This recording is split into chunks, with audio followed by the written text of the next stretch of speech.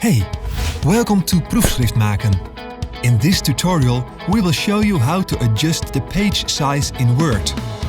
The standard setting in Word is A4, but a thesis is printed on a page size of 17 by 24 centimeters. We are now going to show you how to adjust this.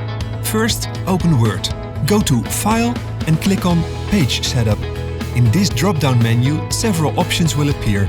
Often is assumed a thesis is B5, but this is not the case. As you can see, this is 17.6 by 25 centimeters. So click on Manage Custom Sizes at the bottom. In the menu that now appears, we can manually enter the desired format.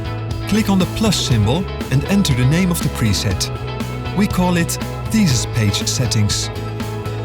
You set the width to 170 mm and the height to 240 mm. Now we are going to adjust the margins.